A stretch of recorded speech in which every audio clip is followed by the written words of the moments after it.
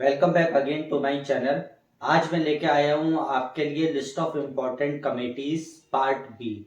इससे पहले हम लोगों ने पार्ट ए में 26 मोस्ट इम्पोर्टेंट कमेटीज को डिस्कस किया था और आज पार्ट बी में लेकर आया हूँ लिस्ट ऑफ इम्पोर्टेंट कमेटीज जो किसी भी कम्पिटिटिव एग्जाम्स में पूछी ही जाती है, चाहे वो यूपीएससी की बात करें, आईएएस की बात करें, पीसीएस एग्जाम्स की बात करें, टीजीटी पीजीटी इकोनॉमिक्स की बात करें, UGC net commerce economics and management. चलिए स्टार्ट करते हैं। List of economic committees. these committees are most important from every competitive exam point of view.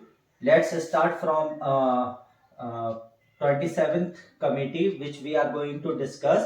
GV Ramakrishnan committee. GV Ramakrishnan committee is related with the disinvestment. 28th is Goipuria committee. Goipuria committee is related with improvement in customer services eight primary, basically urban cooperative banks के लिए customer services को improve करने के लिए ये committee बनी थी। ठीक है। 29 है जे are Verma committee. J are Verma committee का क्या काम था? Current account carry forward practice जो थी उसको फॉलो करना था, यानी कि current account carry forward practices. ठीक है। जानकी रामन कमेटी जो है वो रिलेटेड है सिक्योरिटीज ट्रांजैक्शन से। ठीक है। जे ईरानी कमेटी ये मोस्ट इंपॉर्टेंट कमेटी है किसी भी एग्जाम पॉइंट ऑफ व्यू से। J Irani committee is related with company law reforms. ठीक है। 32nd है खान वर्किंग ग्रुप। ये खान वर्किंग ग्रुप जो था वो डेवलपमेंट ऑफ फाइनेंस इंस्टीट्यूशन से रिलेटेड है। और 33rd है Khusro committee. Khusro committee is related with agricultural credit system. ये कमेटी भी बहुत इंपॉर्टेंट है, ये एग्जाम्स में मोस्ट प्रोबेबल है कि एग्जाम्स में आएंगी। Mahajan committee is related with sugar industry. Sugar industry की जितनी भी प्रॉब्लम्स थी उन सबको सॉल्व करने के लिए ये कमेटी बनाई गई। 35th is Maligam committee. Maligam committee is related with reforms in the primary market and the repositioning of UTI. ठीक है। प्राइमरी मार्केट में रिफॉर्म्स के लिए और रीपोजिशनिंग ऑफ यूटीआई। यूटीआई का मतलब है यूनिट ट्रस्ट ऑफ इंडिया। ठीक है। 36 मराठे कमेटी। मराठे कमेटी का क्या काम था? Recommendations for urban cooperative bank, यानी कि अर्बन कोऑपरेटिव बैंक्स में क्या क्या चेंजेस हम कर सकते हैं उसके लिए रिकमेंडेशंस मांगे गए थे। 37th is Mashelkar committee. Mashelkar committee is related with auto fuel policy. ठीक है। Mashelkar committee is related with auto fuel policy. 38th is McKinsey report. McKinsey report का क्या काम था? ये जो कमेटी बनी थी मैकेंजी, उसने एक रिपोर्ट दी थी जिसमें क्या कहा गया था? Merger of 7 associate with SBI, यानी कि जितने भी एसबीआई के 7 एसोसिएट बैंक है उन सबका मर्जर होना चाहिए। 39th इज मीरा सेठ कमेटी। मीरा सेठ कमेटी का क्या काम था? Development of handlooms. ठीक है। 40 कमेटी है Prasad panel. Prasad panel is related with international trade and services, यानी कि इंटरनेशनल ट्रेड और सर्विसेज से रिलेटेड जितने भी रिकमेंडेशंस थे, क्या क्या चेंजेस हम कर सकते हैं वो हम कमेटी ने रिकमेंड किया। The name of the committee is Prasad panel. 41st is RV Gupta committee. RV Gupta committee क्यों बनाई गई थी? Small saving agriculture credit. ठीक है। आरवी गुप्ता कमेटी का क्या काम था? Small savings agriculture credit. 42nd is SP Talwar committee. SP Talwar committee is related with restructuring of weak public sector business units. ठीक है।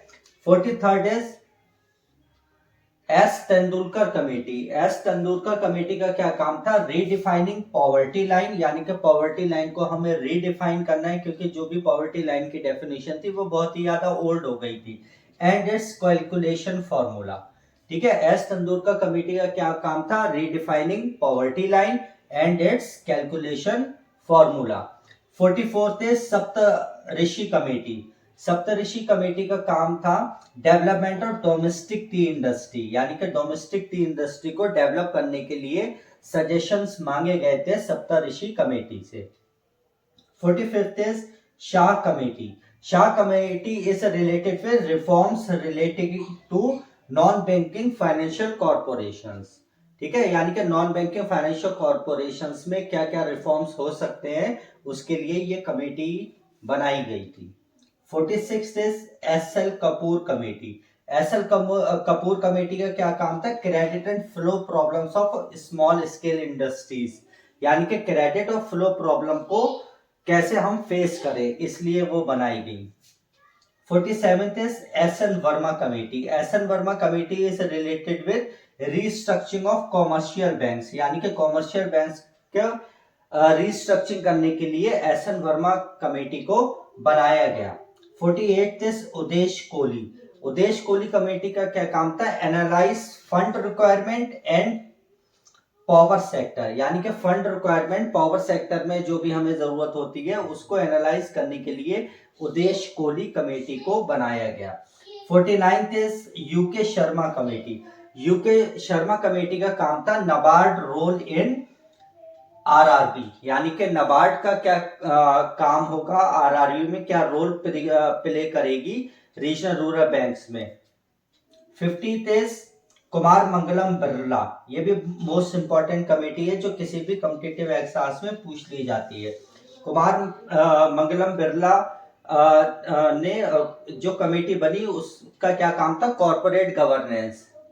ठीक है, यानी कि कॉर्पोरेट गवर्न करने के लिए जो भी रूल्स पॉलिसीज बनाई जाएंगी वो कुमार मंगलम बिरला कमेटी ने बताई हमें। आई होप ये सारी कमेटीज आपको अच्छे से तैयार हो जाएंगी। इसको देखना पड़ेगा हमें बार बार, तभी ये कमेटी याद होंगी। बहुत ज्यादा कमेटीज है, एटलीस्ट 50 मैंने बताई हैं आप लोगों को। ये मोस्ट इंपॉर्टेंट है, अगर ये भी तैयार कर लोगे आप तो ये 100% आ जाएंगे आपकी किसी भी कॉम्पिटिटिव एग्जाम में, इससे बाहर नहीं जाएगा।